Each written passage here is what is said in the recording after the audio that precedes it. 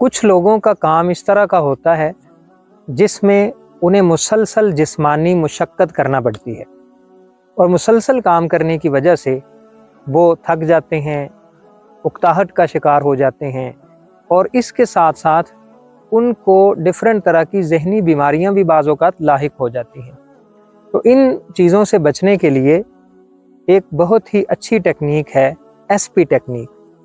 S P technique سے مراد یہ ہے کہ آپ اپنے کام کے دوران چھوٹے چھوٹے پازز لیں، یعنی شارٹ پازز ٹیکنیک۔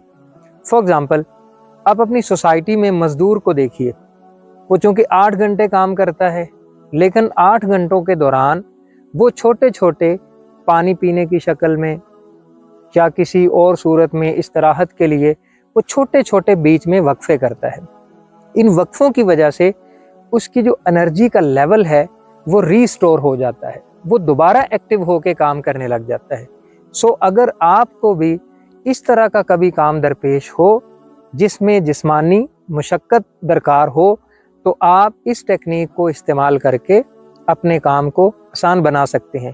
بعض لوگ یہ لالچ کرتے ہیں کہ نہیں، ہم ایک ہی دفعہ کام شروع کریں گے اور پھر اس کو ختم کر کے ہی سانس لیں گے۔ اس سے کیا ہوتا ہے کہ وہ بعض اوقات تو انہیں بیماری کا بھی سامنا کرنا پڑ سکتا ہے، بیمار ہو سکتے ہیں۔